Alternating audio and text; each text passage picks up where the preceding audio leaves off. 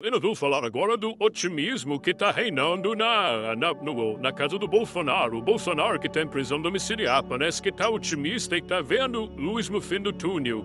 O que isso quer dizer pra gente? Quer dizer que está rolando as negociações mesmo, né? Como eu falei pra vocês, teve lá o exame dele que mostrou que ele tá com gastrite e alguma coisa, não sei o que lá. A gente sabe que está tendo muita negociação lá em Brasília e a coisa parece que está caminhando para algum desfecho aqui, ó.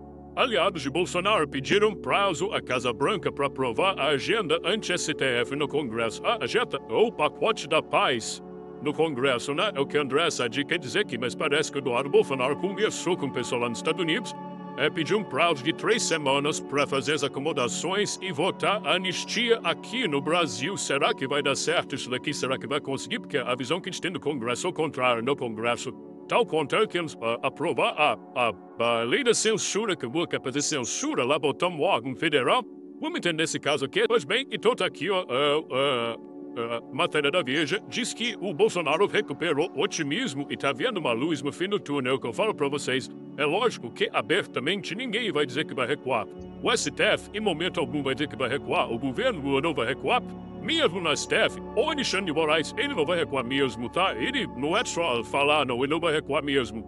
Mas os outros ministros, o pessoal tá negociando, porque tá vendo que a coisa tá indo pro buraco, que não dá pra ser assim. O governo Lula também, não por ele, pelo Lula, não voltaria atrás em nada. Mas o problema é que o pessoal já tá fazendo o trabalho de negociação nos bastidores, né? Então diz aqui, em prisão domiciliar, o ex-presidente Bolsonaro aproveitou o Dia dos Pais para reunir a família. Até os vereadores Carlos Bolsonaro do Rio, Jair Renan de Balneário Camboriú estava em Brasília para prestigiar o pai. O único ausente foi Eduardo Bolsonaro, que se mudou para os Estados Unidos. Apesar das restrições impostas pela Justiça ao patriarca e da iminência de condenação de Bolsonaro pela STF, né? Ou seja, o pessoal da esquerda não pode esquecer de falar não que ele vai ser condenado, não sei o que lá. Eles falam sempre isso, tem um motivo, tá? É porque eles querem incutir na cabeça de todo mundo que é inevitável, que não tem alternativa. E eu falo pra vocês, até coisa de 2 meses atrás, eu diria que não tinha alternativa mesmo, não, que eles iam condenar Bolsonaro mesmo. Hoje em dia eu não tenho tanta certeza não, tá? Hoje em dia, eu acho que vai ser difícil, mas enfim, a imprensa, é lógico, continua querendo condenar Bolsonaro. Evidentemente vai continuar falando isso, né? A reunião familiar apoiou um clima de harmonia e, como até a primeira-dama, Michelle Bolsonaro, é cotada para enfrentar os eleitorais, se viu de pretexto para conversa sobre políticas. Mesmo contrariado com a situação jurídica, Bolsonaro mostrou otimismo com relação ao futuro. Ele deixou claro que finalmente está vendo uma luz no fim do túnel, ou seja, uma chance de mais cedo ou mais tarde ser anistiado e recuperar os direitos políticos. Essa reviravolta seria possível graças a uma combinação de fatores. O motim de parlamentares bolsonaristas no Congresso, o pessoal não perdoa, né? A obstrução da oposição no Congresso teria devolvido certo debate o tema da anistia, que pode ganhar da tração e, se der certo, os planos variados do capitão de comercial Centrão embarcar nessa aventura, né? O que tiraria inquéritos em troca de acabar com foro privilegiado também. A anistia ampla, geral e restrita teria ressuscitado com a rebelião e a força da ameaça dos bolsonaristas, né? Como a gente já falou, parece que a opção é fazer essa anistia mesmo no Congresso, excluindo os planos de quem planejou matar pessoas e coisa e tal, porque isso o Hugo Mota tirou fora, né? Pra ficar alguma coisa. E, além disso, a pressão do presidente Donald Trump é, lógico, evidente, né? Mudou a coisa, né? Junto com as relações de Trump de Cook poderá ampliar o cerco ao Brasil caso o capitão não fique livre dos pecautos judiciais. O Brasil tem algumas leis muito ruins acontecendo. Eles pegaram o presidente e colocaram na prisão se não prendê-lo, né? Isso realmente é uma execução política que estão tentando fazer com o Bolsonaro. Acho isso terrível, né? Enfim, é lógico, o repórter fala que, como de costume, esse otimismo ou a luz no fim do túnel enfrentará o duro teste da realidade. O repórter acha que não tem nada, não, que a pessoa vai entrar na Magnitsky mesmo por vontade, sem problema nenhum para condenar o Bolsonaro. A realidade vai chegar assim, vai ser um teste duro de realidade mesmo, só não sei para que lado. Aqui, aliados de Bolsonaro pediram prazo à Casa Branca para aprovar a agenda, o pacote da paz lá no Congresso. André Sadi, lógico, chama aqui de pacote anti-STF. Mas é o pacote da paz, né, do Frank Bolsonaro propôs, né? O pacote negociado por deputados bolsonaristas com o ex-presidente Arthur Lira, como condição de encerrar o motim, inclui a PEC das prerrogativas, que visa exigir autorização da Câmara ou do Senado para que deputados possam ser processados ou até mesmo investigados criminalmente. Pela Constituição, esses casos tramitam pelo STF. A mudança do foro privilegiado para tirar do STF processos contra parlamentares e creem os bolsonaristas todos os processos contra o ex-presidente Jair Bolsonaro. Mas alguns dizem que não vai ser isso. De qualquer forma, e não faz diferença, porque, por fim, anistia o objetivo de livrar condenados e investigados pelos atentados do 8 de janeiro e potencialmente Bolsonaro e os demais envolvidos na trama golpista, né? Então, esse é o pacote que o pessoal está tentando passar no Congresso. A gente sabe que está sendo negociando, inclusive com o pessoal do STF. Já teve acenos no STF de o pessoal deixar passar esse pacote e a questão toda é essa. Vai conseguir aprovar isso no Congresso? Essa que é a questão, né? Até que essas medidas avancem, segundo o blog apurou, o núcleo bolsonarista em Washington deve continuar a trabalhar para ampliar o alcance da lei Magnitsky imposta contra o Alexandre de Moraes. Então, ou seja, o Alexandre de Moraes vai ser avisado. Por enquanto, não vou fazer ações com nenhuma outra pessoa, nenhum outro juiz, nem Colira, ou Hugo Mota, ou Alcolumbre, nada. Por enquanto, é focar ali mesmo, né? Mas, de qualquer forma, é isso daí. E por que 3 semanas? Porque é aproximadamente o tempo que antecede o julgamento de Bolsonaro do STF, marcado para começar no dia 2 de setembro. Ou seja, o pessoal vai ver se consegue fechar isso antes do julgamento do Bolsonaro. Bolsonaristas acreditam que se Bolsonaro for condenado, a expectativa é que a Magnitsky atinja todos os ministros que votaram pela condenação do ex-presidente. Eu não descarto isso não, essa situação, né? O encontro apurou, segundo apurou o blog, durou 1 hora. A dupla entregou um relatório sobre como os bancos não estariam cumprindo a lei Magnitsky no Brasil.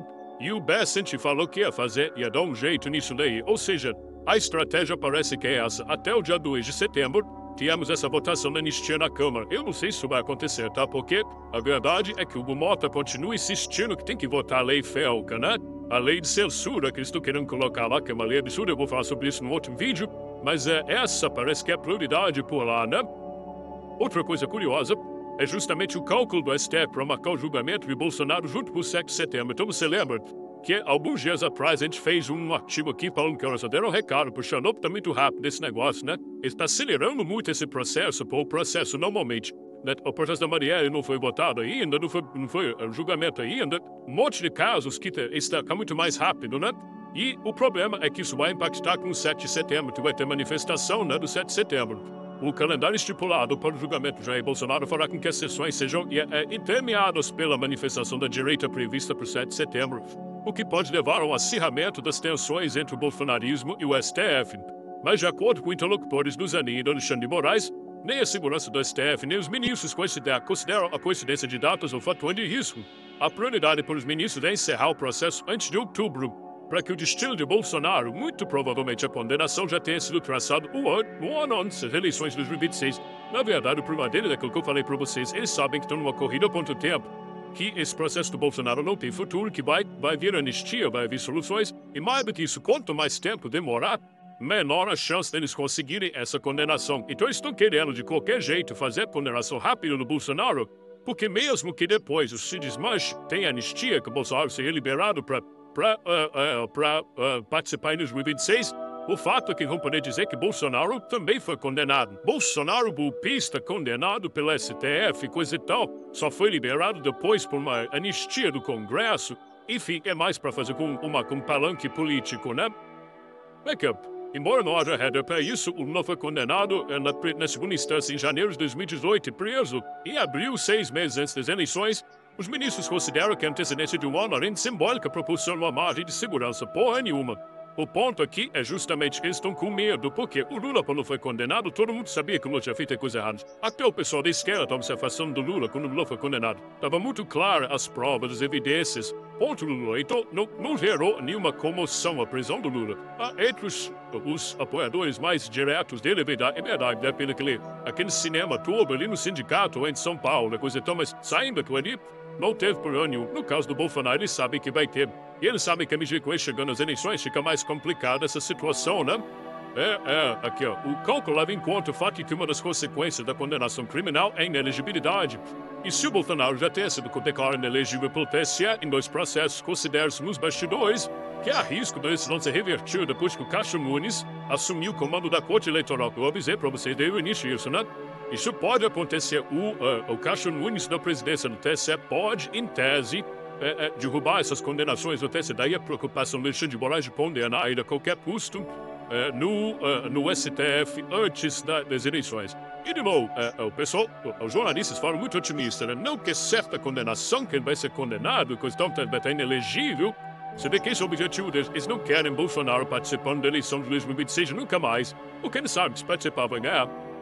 E aí, a preocupação deles é essa. E aí que eu digo para vocês, isso explicita o caráter de perseguição política desse processo. E mais do que isso mostra que a esquerda também até ela mesmo duvidando dessa questão de se vai realmente condenar Bolsonaro. O que eu falo, se fosse coisa de 2 meses atrás, eu diria que Bolsonaro ia ser condenado mesmo. Hoje em dia, eu já não sei mais, tá?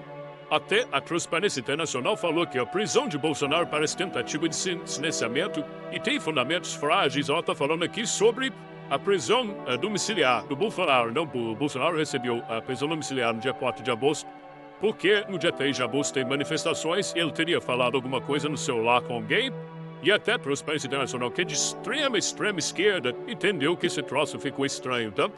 Enfim, para que essa decisão da prisão domiciliar do Bolsonaro, o Alexandre de Moraes não passou ainda nem para o PGR, nem para ninguém na primeira turma. Tá segurando a coisa porque tá desesperado. Ele sabe que vai ter manifestações muito grandes no dia 7. Ele quer dar um jeito de impedir esse tipo de coisa. Embora a imprensa e o Alexandre de Moraes tentem passar essa ideia de que não, tá tudo acontecendo normal, nada mudou e coisa e tal, a verdade é que eles sabem que eles estão numa roubada. Não sabem por quanto tempo vão conseguir manter esse show.